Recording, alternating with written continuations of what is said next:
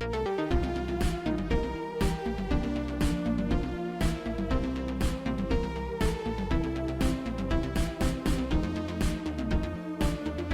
and welcome back to Season 3 of Sequelisers, the show all about fixing bad sequels to good movies.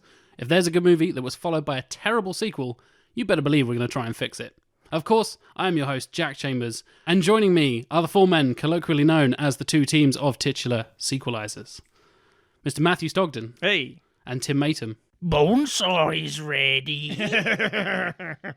And their mortal enemies, Alec Plowman. I only trust two men, me and my barber. And Stuart Ashen. One for JJ. Nice. If you hadn't already guessed by the fantastic and appropriate quotes, this episode we're fixing something that is fairly near and dear to my heart and kind of broke my, 16-year-old heart at the time. We're talking about 2007's Spider-Man 3. The culmination of the perfect trilogy, some might say. Better than the Godfather trilogy, right, Matt? Follows the same pattern. It does, yeah, very much so. I can't believe Sofia Coppola ruined Spider-Man 3. So I guess I'll give you guys some context about why this film existed in the first place, and it's mostly studio pressure, because that makes great films, right, guys? Yay! Suicide Squad. Producers they know what they're talking about, and just sort of pushing until the director finally says, fine. Till Raimi cracks. Yeah, that's Pretty always much, conducive of a positive working environment. Yeah, so Sam Raimi was working with the Spider-Man 2 writer, Alvin Sargent, and they had come up with the rough idea that kind of centered around Sandman, which makes sense because Sandman is featured fairly heavily in this movie. And then Avi Arad, who showed up and was like, I have some of the rights to Spider-Man, put Venom in it, he's cool, the kids like Venom.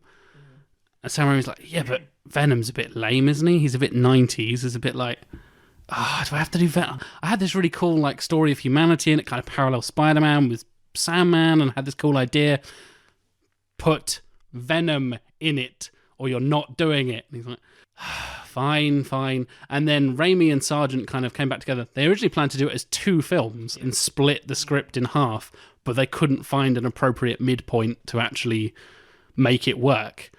So we got the garbled mess that we got, that is Spider-Man 3.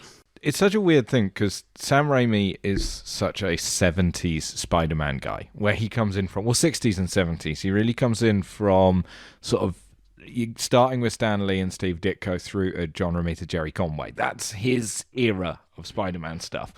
And the instant you throw Venom his way, like his first 2 Spider-Man films are so indebted to that first 10 years of Spider-Man comics. And the Venom just doesn't go with what he's doing in the first place. The instant he's thrown in there, he's the wrong guy to handle that character. It's baffling. Well, everything about it feels like an afterthought. Just the arrival of it all just doesn't pan out. I mean, it's kind of easy to look at it now in our age of never-ending franchises and cinematic universes, but I still can't understand why they tried to do all of Venom in a single film and with other villains flying around, because you have to in order to effectively tell, and it's also why I can't understand how this new Tom Hardy Venom film is going to work. Oh, we got that to look forward to. In order for the Venom story to work, you need to have the black costume turn up, have it infect Spider-Man, Spider-Man gets rid of it, then it finds Eddie Brock or whoever you end up having it attached to.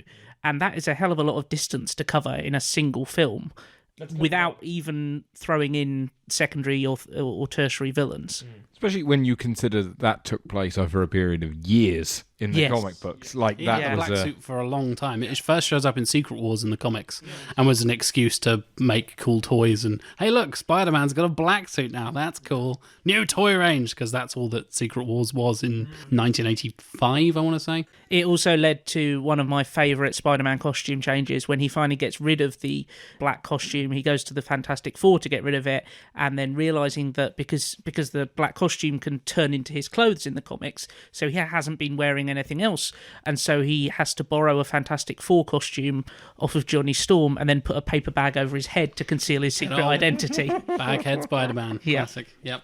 So yeah, the real reason we have so many villains, like I said, it's kind of a combination of Raimi fighting for Sandman to be in the film and him trying to kind of tell the 3 movie story that he wanted to tell with Harry Osborn and Peter Parker. The reason Harry Osborn is so heavily featured, and he kind of sets that up at the end of 2 with Harry finding out that Peter is Spider-Man, and then, fuck it, amnesia in the 3rd one. It's like, but okay, fine. And it's unusual because Raimi wanted to tell that kind of continuous story. These films don't particularly work well isolated. Like Spider-Man 3 doesn't really... It works even less without the context of the first 2.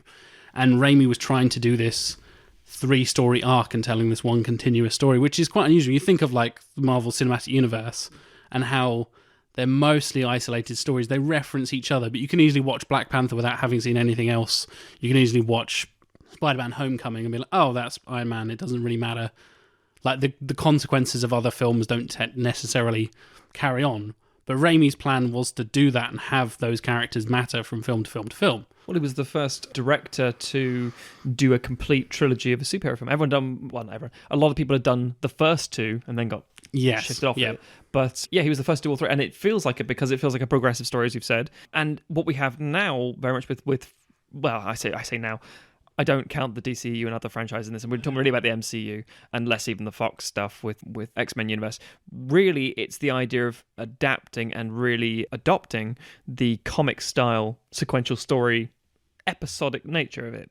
So the story carries on, and you can't really just step in and say, oh, Spider-Man 3, I wonder how that's going to be. I'll just start here. No. I mean, yes, okay, they have the ever-expanding title sequences, which is really good in 2 and really shit in 3. I don't know how it's so bad done, but it's the idea that it's just like, oh, here's a flashback of what happened, previously, almost like the old serials kind of thing.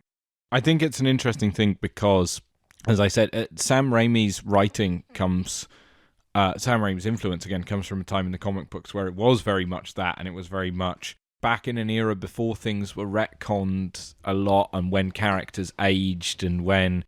That's obviously what he's drawing from, that 60s and 70s period. Because we get to that weird thing with Peter Parker where he gets out of college and then he's just like 23 for the rest of his life. But for the first 10 years of Spider-Man, you go through that progression. And Sam Raimi very much comes from that. So, it feels very true to the old Spider-Man comics in that sense, in the way that he writes. Yeah, but the 3rd one it's just confused, and it's such a classic example of too many cooks spoiling the broth, and somebody having a very clear vision, and then somebody else going, but we want this. Which is a theme we've discussed a few times on this show before, of having studio show up and be like, no, you have a vision. Change that vision. It's a terrible vision. Stop having ideas, creative person. Yeah, we trust Let us you, control. but we're not actually going to trust you that much because we now think that there's too much money involved. It's like exactly. You didn't previously.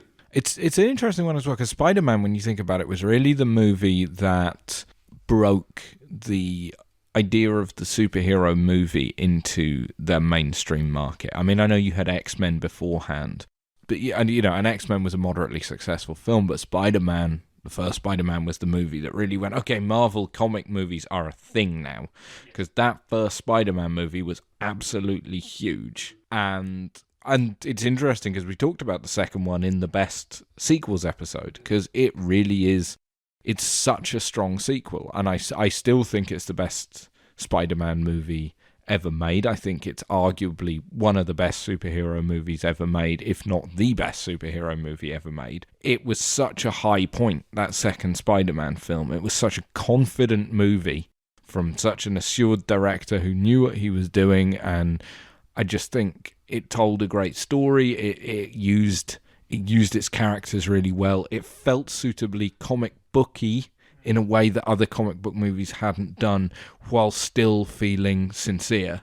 And I think that there was also that huge weight of expectation on the basis of that, and then, which I think is also part of what made this such a crushing disappointment.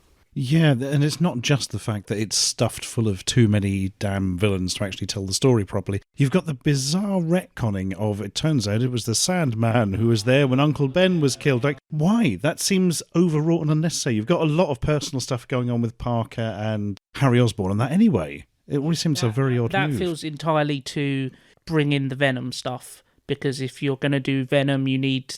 The black costume needs to affect Peter's, psyche, psyche, yes. and that's a way of getting him to pushing him to be in a more violent place. So I think if you'd have got rid of Venom, you wouldn't have had that retcon. And that makes perfect sense. In both senses, the film would be better for it. Yeah, absolutely. And it also leads us into the dreaded Peter Parker black costume. He's gone all emo and kind of evil. And we'll dig into that in a moment. But before we get to why it needs sequelizing, let me give a little quick synopsis for everybody. If you've saved yourself and you haven't seen Spider-Man 3, I will do my best to synopsize it for you now. Peter Parker has finally managed to piece together the once broken parts of his life, maintaining a balance between his relationship with Mary Jane and his responsibilities as Spider-Man. But more challenges arise as Peter's old friend Harry Osborn is set out for revenge, now taking up the mantle of his late father's persona as the New Goblin.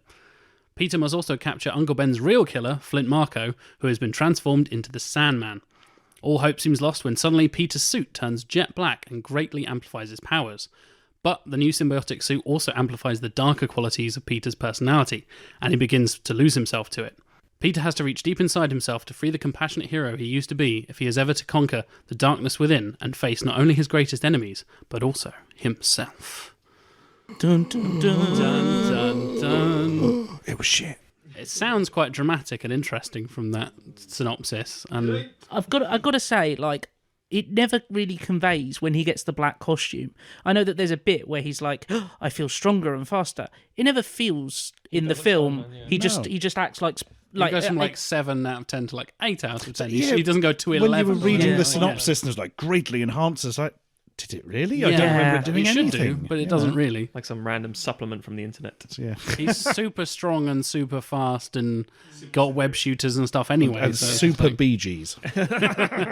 I also think there is a big problem with, and again, in terms of the tonal shift of Sam Raimi being so grounded in a particular era, then having to go to the Venom thing.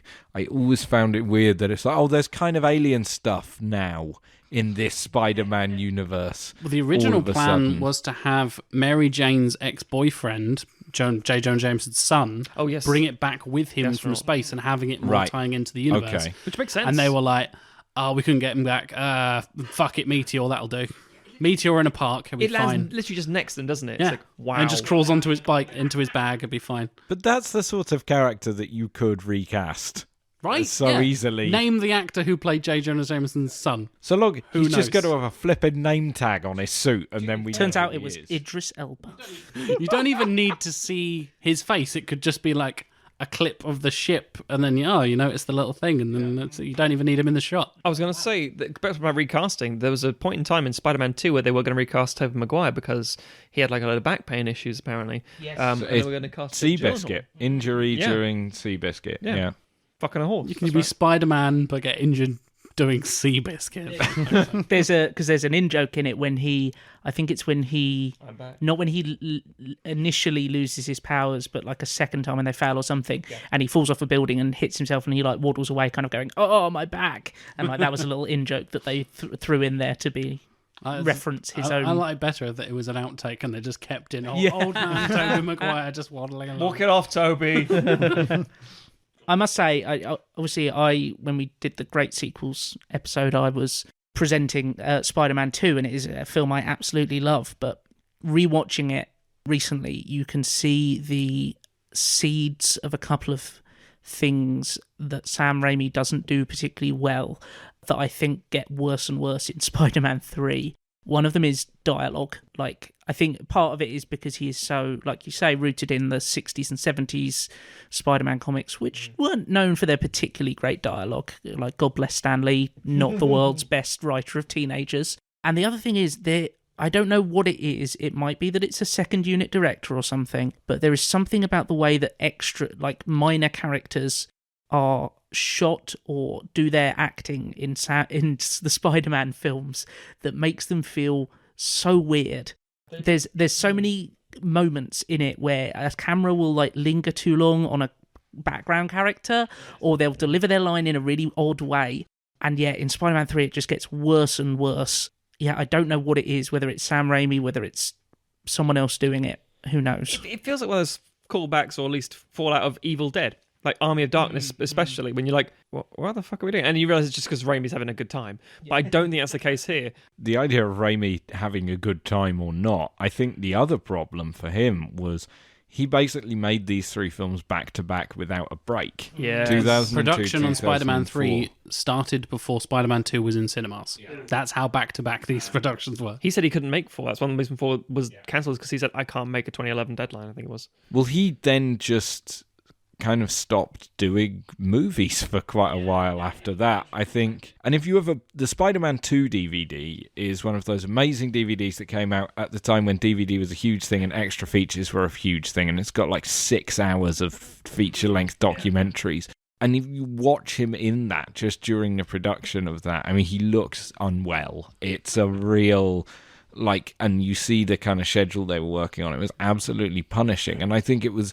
kind of felt like he needed some breathing space there that he didn't get, and I wonder if that's why, as you said, all of these weaker characteristics then end up being amplified, because there really is just no time to iron out the kinks. It's like Sam Raimi got a black suit of his own, and it amplified his darkest qualities as well. Yeah, and I mean, there's nothing as creative as like the moment in Spider-Man 2 when the tentacles come alive and we get that great little Evil Dead sequence. It does very much feel like he's on autopilot when it comes to 3, which is no surprise. Like you say, it's a grueling schedule for anyone. Yeah, I think there's really only one arguable scene that everyone goes, yes, that's fucking good. Very few people will say that's a bad scene, and that's when Sandman is first constructed. It's a classic, like, monster origin story really almost, isn't it? Yeah. And the music's very beautiful, and it's very nicely done, but I think they actually started working on those ideas from the fucking get-go. The first thing they were researching is sand. How does it move? How do we get the scene? How do we get the They had a done? whole team researching, like literally throwing sand into the wind and researching. He took 3 years to construct in CGI because they studied so intensely how sand moves when it's swept up in wind, and because he's not like controlling the sand a lot of the time, and it's just like falling off of him and stuff, and they had to program all this sand gravity and stuff. It just sounds like the CGI, it doesn't look great by modern standards, but at the time people were like, that's a good special effect, that is a visually interesting. He's by far the most interesting part of this movie. And you can tell that's what Raimi was most interested. Alec, you were just talking about how disinterested he was the whole time. And you can tell Sam Raimi was like, I want to do a Sandman movie. He's the humanity. He is the interesting component of these fucking villains. Oh, we got to do Venom. Fine, let's do Venom. And he does absolutely look like he's just stepped off of the comic book page. Yes. Like he looks like striped jumper. The striped jumper and like Thomas Hayden Church, is it? Yep. Yeah. He is spot on casting. He's great. And I think that, the CGI maybe doesn't hold up completely, but I think that sequence where he first schlurps together after being sandified, I can remember seeing that in cinemas and just being blown away. And I think it's still a pretty impressive sequence. I think it's an interesting thing as well when you talk about things that were added to this movie, things that were taken away.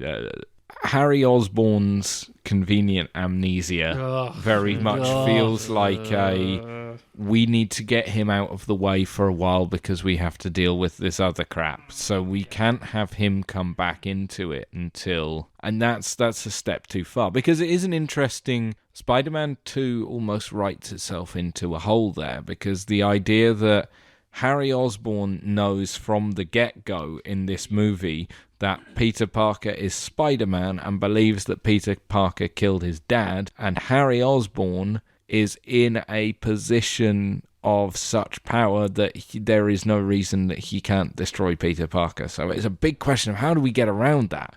And I'm sure that there was an interesting idea for that somewhere, and that got completely... Just bang his head on some pipes, he'll be fine. Chuck him down an alley, he'll be all right. And then we'll have the butler reveal that his... talk about convenience, fucking hell. I dressed your father's wounds. It came from his glider. Who the fuck are you? Have you been here the whole time? How does he know about the glider? Why is he in on the sequel? Why is he Willem Dafoe's Alfred? Thanks, Anti-Alfred. Evil Alfred. When I was in Burma, I came across a green goblin who flew around on a glider. This was characteristic of that. Spider serum madness, we called it. Master Osborn. He shows up again. He shows up in he shows up in Spider-Man 2 and delivers another really stupid line. It's when Harry is like drinking or something, and he just sort of goes, "Whenever your father was obsessed, it was only with the work, sir," or something along those lines. And it's another fuck off. Yes. Sometimes, Master Osborne, I imagine myself in a cafe in Italy drinking a very specific glass of wine, and I hope that I see you there and you do not recognise me. But it never bloody happens. His name, by the way, is Bernard Houseman. Oh, The man of the house. So we got Sandman, Spider-Man, and Houseman. I am the houseman. I look after your house, Mr. Osborne. Is it like Howl's Moving Castle? Where it's a house on legs just wandering It's a around? family living inside him at all times. Oh, I wish. That would be an amazing Spider-Man, but just have Bernard Houseman. He opens up his shirt and all of Peter's Eastern European landlord and his family like come leaping out. Go crawling out. The Didkoviches. What are you doing here? Rent? Oh, God. And speaking of like tertiary characters, another person that was pushed to be, well, one other character that was pushed to be featured was Gwen Stacy to create this kind of love triangle thing. Yeah, 'cause that's just what this needed. More characters. And more characters, yeah. And poor Bryce Dallas Howard gets absolutely nothing to do. And she's not terrible, but she's just not really there. And that she has no kind of competition with Mary Jane. But there's this implied love triangle that never really goes anywhere. And she's just, as Tim mentioned earlier, like these extended shots of her just reacting to stuff for no reason because you don't know who she is. Just a blonde woman in the corner. It's really weird. It's a big problem introducing that character so late in the day as well, because Gwen Stacy being there makes sense if Peter Parker hasn't yet been in a by now years-long relationship. He's engaged to Mary Jane and shit, yeah. They're about to get married. Like, do they get married at the end of this film? I think they all must. die. Yeah. Horribly. Of food poisoning. Good film. Curse you, Houseman! You poisoned them all at their wedding. Yeah, the whole point of the Gwen Stacy dying thing is that she was Peter's first love that is then taken away from him. So he then he finds Mary Jane as the thing to like move on and start anew with and stuff like that.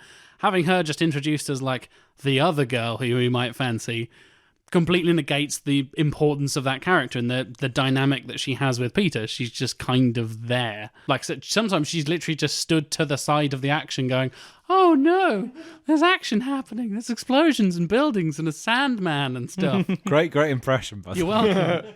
welcome. Bryce, if you're listening, we're sorry. She's not listening. She's right here, man. Shit! If I'd Mission Impossible myself as Bryce Dallas Howard. I was going to say the technically, I believe this is correct, in the early drafts of what was going to be Spider-Man 3, there was a love triangle relationship that was set up, and for the longest of time they were working on the idea of it, and again, I think the producer stepped in and said, we have a female character, she's called Gwen Stacy, and I think again Raimi was like, well, I've got this idea for a character, but a love triangle thing, but I don't know who to plan it down to. And they said, well, make Gwen Stacy. And as you said, Alec, people know Gwen Stacy. Put her in the thing. But it's like, people know Venom. People know Gwen. Put them in. It's such a mistake because I think the thing is, it's such a backward ass about face way of doing something. But also as well, from what I understand of it, there was going to be Ben Kingsley as the Vulture, and Anne Hathaway as Felicia. What's her face? Oh no! Spider-Man 4 is Anne Hathaway as the Black Cat and John Malkovich as the Vulture. Oh. Originally, it was going to be Ben Kingsley as the Vulture. And it was to be Vulture and Sandman in Spider-Man 3, no Venom. Yeah, that's right. And I don't know what the plan was with Harry.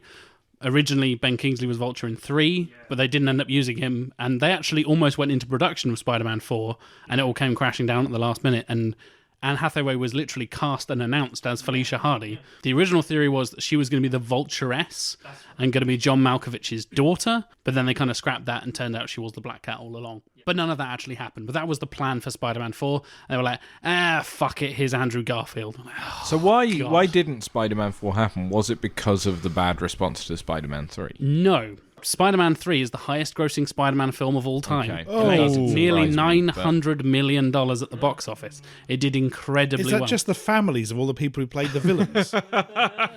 It did really surprisingly well. It does much better than Spider-Man 1 and 2, and even still better than Homecoming, and Amazing Spider-Man and Amazing Spider-Man 2. It's still the highest-grossing Spider-Man movie.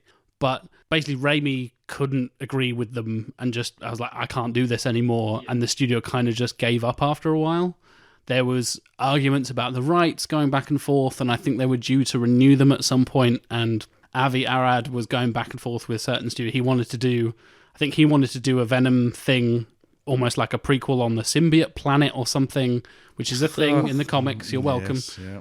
Planet, and he was going to do like a Carnage Venom thing, and then they were like, no, we'll do this Vulture, and Raimi came up with this Vulture Black Cat kind of duo, and then it all kind of, I think they either ran out of money or ideas or energy or all three, and they were just like, oh, fuck it, let's just reboot it. It's just too much. Tobey Maguire's old. Everyone's old and tired. Let's just get young people in. Go and find a guy with Webb in his name. That'll do. First of all, what is this franchise's obsession with casting lead actresses with the wrong colour hair? A blonde as a redhead and a redhead as a blonde. Yes, Yay. And then Anne Hathaway as the Black Cat with white hair. I can't imagine what a Spider-Man 4 with the same cast would have been like, because Tired it just as fuck. Beyond tired as fuck. Because as bad as Spider-Man 3 is, it feels like the end of a story. Yes. It feels like the conclusion to, like you say, the arc that Raimi had been planning, to follow. And like you say, like Tobey Maguire and does not really feel like having him be a high schooler in the first film is kind of ridiculous to start with, and he doesn't feel particularly youthful. Yes, but then they do cast 30-year-old Andrew Garfield. Yes, What but he the looks fuck are you younger, doing? and it's He does fine. look young, but he's still and he 13. skateboards. He's Yeah, skateboard, cool. Oh yeah. So the little game we like to play on here: Rotten Tomatoes percentage guesses. I've got all 3 Spider-Man films, so let's start with 3, Spider-Man 3. I'll go around the room and we can kind of guess Spider-Man 3, and then we'll go through the other films as well. Alec, you up first. I'm going to go fairly high. I'm going to go 65. Okay. Stuart, Ashen. 55. Tim. 70. Matthew. No, fuck it. 61, 62? 62. Matt's the closest, just at shit. 63%, with an average of 6.2 out of 10. Any guesses for Spider-Man 2? Oh, fucking hell. If 3 is 63, it's no spoilers. It's higher than that. 94%. Okay. I'm going in at 92. Ooh. 89. I'm going 95. Plowshan's equal is 93. Oh! With an average of 8.3 out of 10. Yeah. And 2002's the original Spider-Man. That's a tricky Any guesses there? Is it higher or lower or somewhere in the middle? What do you guys think? I think 85. Okay. I think 81. Okay. I'm going to go 82. I'm going to stick there as well and say 84 because it's my birthday year, and why the fuck not? It's 89%. So Higher than we go... In chronological order, it goes 89%, 93%, 63%. So there's a definite drop, as is Sequelisers tradition. It's not quite as big of a drop as we expect. Usually we have like a 50% drop, or in the case of Mulan, a 90% drop, whatever that is. But it's still pretty bad. Like a 30% drop between 2 and 3 is still pretty bad, which is about the same as The Godfather, because The Godfather 2 is like 96 or something like that, isn't it? And then it drops down to the 60s for Godfather 3. I think this is one of those films where the reputation has worsened over time. Absolutely. Because I remember reading the reviews at the time and going, okay, so people are saying this isn't as good as the second one, but I'm seeing a fair amount is of as good 3 as the second stars. one, as you said I'm earlier, seeing it's still going to be all right, surely. And then going in and just, as a Spider-Man fan, being like, this is horrible, this is awful. And I think that's also a big part of it, is when people who really liked Spider-Man saw it, there was that big thing of, you are shitting all over this. I think, it's interesting to think about it at the time, because it came out in 2007, which was just before both Iron Man and The Dark Knight.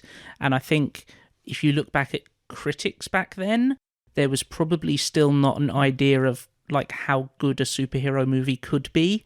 And so this was probably treated a little bit better, because a lot of critics will look at us, especially at the time, would have looked at a superhero movie and gone, well, they're all just explosions and stuff for kids anyway. I think we were also at an interesting point then, when I very much remember feeling, reading lots of things of people saying, well, superhero movies are kind of on the way out, because look, you've had 2 Fantastic Fours, and you've had Ghost Rider at this point, and it's like, I think you've also got to put it in the context of some of the utter shite that was out there at that time as well, because some superhero movies really were scraping the barrel at that point in time. We talk about the stuff released peripherally. That was the year of the threequel. It was like a major novel thing that summer they released Shrek 3, Pirates of the Caribbean 3, and Spider-Man 3, and it was like, oh my god, it's such a huge thing. And they're all classics. And they're all fucking, tanked hard. Well, they didn't tank, they all made tons of fucking money. That's the thing, they made so much money, but they were all shit. Just to share a personal anecdote from my experience of seeing Spider-Man 3, I was in America at the time, and I went to see it at, I think it was the first time I'd ever probably been to like an IMAX screen, and this was an absolutely ridiculously huge screen, and because I had not been able to impress upon my housemates, like, oh, we need to get there early because it's going to be busy, because we went to see it, fairly opening weekend or whatever. I think we got there about 3 minutes before it started, and I had to sit on the second row back and watch Tobey Maguire emote at me from about 3 stories tall. 30-foot Tobey Maguire. Oh, Peter! So there was definitely, when I first saw it, an experience of like, I don't know how good it would be if I watched it in a manner that wasn't like projected onto a side of a building 2 foot from me. Because I saw Spider-Man 2 as one of the first films I saw as an inverted commas critic. That was a great film, and it was a great experience because there were so few people in, just enjoyed it. The same thing happened with Spider-Man 3, and I'd become very jaded at that point. And everybody had sort of gone, yeah.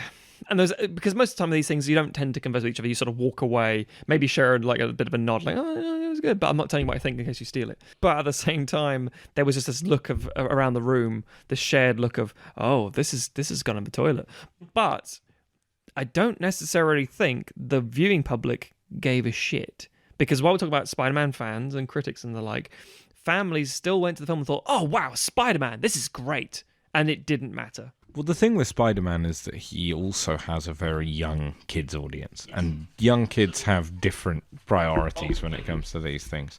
I still think they were failed and let down. I think everybody was failed by Spider-Man 3. But they were, I mean, not least Sam Raimi. Completely. So here's a question. Which is worse, Spider-Man 3 or Amazing Spider-Man 2? Amazing Spider-Man 2. Oh, yes, Amazing Spider-Man 2. I hate both of those films, especially the second one. The second one is abysmal. I'm interested that we all seem to be in agreement. I'd say it's a dead heat for me. Ooh. I think they're both terrible, and I really don't like either of them. I mean, Spider-Man 3 is, of course, a mess, but there's something weirdly hateful about Spider-Man 2, or Amazing Spider-Man 2, that I really just couldn't get on with. I think Amazing Spider-Man 2 takes it to a new level of cynicism as far as attempting to set his brazen attempt at setting up a... Look, Sinister Six, there's stuff in the dungeon. Look, he's got a lab. Look, his wings and shit. I wrote a review where I actually embrace your fucking selves, like Amazing Spider-Man 2. We've had this conversation before, Matthew, and I hate still you for it. Like the Amazing Spider-Man films, and fuck all you in the audience, and fuck all of you here. The only good thing about those is Stone and Garfield. That's what I was about to chemistry. say. I find their chemistry so redeeming that I genuinely didn't care about, as you say, the brazen franchising, all the stuff, the Giamatti being ridiculous as Rhino. I didn't care because I was like, I love this couple so much. And then when she dies in Spider-Man 2, Amazing Spider-Man 2... No one's going to watch it. There is literally no reason to watch the Amazing Spider-Man films at all. You watch the first Raimi ones because they're good. Well, the first two. And then you watch the new stuff because it's all tied in the MCU. There is no reason to go to the Amazing Spider-Man stuff. But I think Sony being desperate all behind the scenes and just pushing and pressing upon Webb to make this film the way he was doing it with like, oh, we need to make secrets. And about his father. It's like, who gives a shit? But give him an underground railroad lab for some reason. Yeah, exactly. For no reason. And I must admit, about the Amazing Spider-Man 1 thing, I was like, give fucking Lizard a snout. I don't like snoutless lizards. Oh, yeah. It's a Goomba from Super Mario. It really is. But the second one, I don't mind. I genuinely think it's a half-decent film. I like Zimmer's stuff with the music. There's some really redeemable qualities. And I would say it's a better constructed film than Spider-Man 3, personally. See, I would argue that Spider-Man 3, for all its mess and excess and chaos, it at least understands what Spider-Man is about. And both of those Spider-Man films fundamentally don't understand Spider-Man. They take a very cynical view of the character and the properties. And also, like, Peter Parker doesn't really have an arc in them. Peter Parker isn't really in those. It always feels like it's just Spider-Man, Yeah. all the time. I would say if you could merge Tobey Maguire's Peter Parker with Andrew Garfield's quipping Spider-Man, Yes. which I would believe is probably Tom Holland. We can all agree on one thing. They're better than those TV movies from the 70s. I must admit, I disagree. I like No. the Japanese Spider-Man with He's the got a giant mech. Yeah. Yes. Yeah. And of course, when they did the Spider-Verse comics, which were sort of alternate versions of Spider-Man, Gerard Way of My Chemical Romance wrote basically a canon comic version of the Japanese Spider-Man where he has a giant mech. Wasn't there a character in it called Dr. Monster? Or It something? wouldn't surprise me. I can't remember, but... Probably. So, should we get on to some team names and elevator pitches, gentlemen? Stuart and Alec, I'll come to you first. Our team name? Sam Raimi Needs a Holiday. Cast and elevator pitch, themes, all that good stuff. You hit me with, please, sirs. Our film is titled Spider-Man.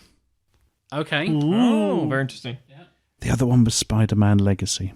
Just in case you're wondering, kids. Bye now. Bye. And our film will be released in November 2015. What the fuck? Interesting. November specifically. Specifically November.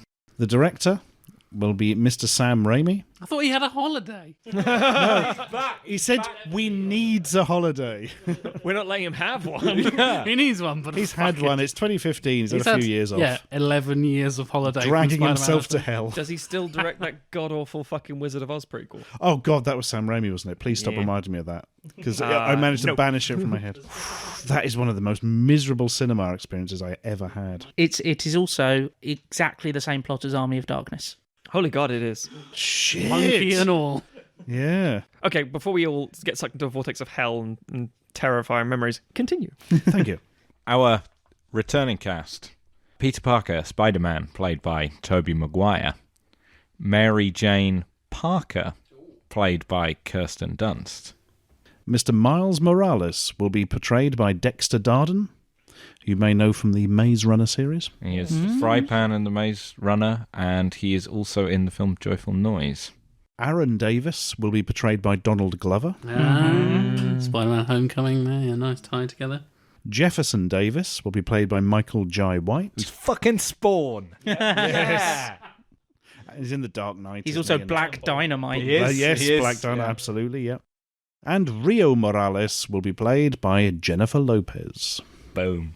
Shit. Music by Danny Elfman, of course. Elevator pitch. It is a decade since Peter Parker hung up his Spider-Man costume for the last time, but will the emergence of a new web-slinger force the old Spidey out of retirement? Ooh, interesting. I'm going to guess yes. he just hangs out in like a business suit for 2 hours. Spoiler, Spawn turns up and kills everyone. I wish. Is this going to be the classic, it's a Superman movie, so we're going to write it about Batman? It's a Spider-Man movie, we're writing about fucking Spawn. It's Predator, therefore it's Alien versus Predator. Yeah, nice. Shit. Tim and Matthew. Team names, film titles, cast, and elevator pitch, and all that good stuff, please, sirs. Thank you. Our team name is My Secret Copier. So... All the best jokes need a thorough explanation. Yep. So basically, we were discussing things that we didn't like about Spider-Man 3. It was a lengthy conversation. Not enough Xerox. And we were talking about Gwen Stacy. And I said, is this a line I just didn't understand? And Tim said, I don't think so. And we played the scene and thought, yeah, what the fuck does that mean? So at one point, there is a crane malfunctioning in the background of a high-rise, and Gwen Stacy's having some sort of somewhat sexy shoot for photographer website, Sure, yep. magazine, something? I don't know. Anyway, and then the crazy British photographer says, Gwen, I've got a secret. It's my copier. And then says, what's that crane doing in my background? I thought, what the fuck does that mean? I've got a secret. It's my copier. What? Okay, Gwen, I've got a secret. It's my copier. What is that thing doing in my background? And so we sat there for a while, like, is it a pun? Mycopia? Is that something? Is that a disease in his penis? And then she's like, was like seductively leaning over a photocopy. I was like, I don't get it. So we're my secret copier. You don't need to get it. But there's a crane in the background. The best jokes are the ones where you have to explain them and the explanation still doesn't make sense. It's one of those Sam Raimi tertiary character what the fuck moments. I don't know if this is true or not. I heard that guy who plays the photographer, Bryce Dallas Howard, says on the DVD commentary about how he was a magician at a birthday party when she was a kid. That is correct. That's correct. Fucking hell. She was also very pregnant in this movie. She was, yeah. And got quite badly injured. But yeah, she had some injuries from stunts and stuff, and everybody was quite worried. Yeah. I'm now thinking that my secret copier thing might be an in-joke between her and the magic party that I don't... Well, the amount of weird shit that got in dialogue-wise, I mean, the line Topher Grace is of, my spider sense is tingling, if you know what I mean. I was like, apparently said that, oh yeah, Topher had the idea to do that. It's like, yeah, no shit, no writer would fucking write that. It's awful. We'll be calling our film Spider-Man 3. Say what? Shock horror. The release year will be 2007, 3 years after Spider-Man 2. The director is Zack Snyder. Whoa. It's not Zack Snyder. Oh, my God. I was about to say, you lose, motherfucker. I was about to get my earplugs out. Jesus. Oh, Christ. We thought we'd go for a gritty Lots tone. of slow motion. The director, bit of a change up here. We've given Sam Raimi a break, a holiday, if you will. Oh, Bastards. Yeah, and we've brought on, he's done Before Sunrise, Before Sunset, School of Rock, A Scanner Darkly, doesn't do Before Midnight in Boyhood. Richard Linklater. Ooh. We think this is going to play in very heavily to just basically characterization and bringing something really core into the characters. And I approve. Emotional heft. yes. So returning cast, we have Tobey Maguire as Peter Parker / Spider-Man. He doesn't slash Spider-Man. That's how they write it. He pisses Spider-Man out. So that's the main story arc. Spider-Man no more. It's a weird old symbiote suit. Kirsten Dunst as Mary Jane Watson. James Franco as Harry Osborn. J.K. Simmons as J. Jonah Jameson. Rosemary Harris as May Parker. And Dylan Baker as Dr. Kurt Connors. New cast. Mads Mikkelsen as Sergei Kravenov or Kraven the Hunter. Norman Reedus as Herman Schultz, or the Shocker. And Paula Patton as Sally Averill. Directed by Hideo Kojima. It's based on a dream by Hideo Kojima. And Peter Frampton. So at that point in time, Mads Mikkelsen had been in King Arthur and Casino Royale, so he's not huge at this point, but he's reasonably well known. Norman Reedus, again, Boondock Saints, Blade 2, but hasn't been Walking Deadified and everyone knows who the hell he is. And Paula Patton, again, Idlewild, Deja Vu, but then goes on to be in Precious and Mission Impossible, Ghost Protocol and things. The composer, bringing back Danny Elfman, because, I mean, he didn't get on with Raimi very well in 2. They had a bit of a falling out, and I think he was like Christopher Young, wasn't it? I think in 3, and then but Danny Elfman was kind of involved. I don't remember, but either way, new director, shouldn't have that problem again. Spider-Man 2, every Tim Burton film it seems. Then he goes on to do Wanted and Hellboy and all that sort of stuff. Our elevator pitch is: as Peter Parker and Mary Jane adjust to their new life as a couple, balancing the responsibilities of Spider-Man with the difficulties of everyday life, Harry Osborn plots behind the scenes, bringing a deadly new threat to bear. Osborn aims to end Spider-Man's life once and for all, but has he gone too far? Very mysterious. Very different sounding pitches so far as well. Yeah. Interesting. Before the show, you guys were saying, I think we're going the same direction. Nope. Yes, This pleases me. a little behind the scenes, Stuart is convinced that we're going to have some fairly similar pitches. Sounds... I'll be honest. We're really not. Yeah. Which could be interesting. I thought we would too. It's fascinating that we've stuck closer to the original, ditched Raimi, and you've kept Raimi, but jumped forward almost a decade in time. Very interesting, very interesting. Well, that wraps us up for this part of Spider-Man 3. So we'll see you next week, where we'll dive deeper into the two teams' pitches. See you then, folks. Into the web of spider. Thwip indeed. I love you, Madam Web. You guys got that.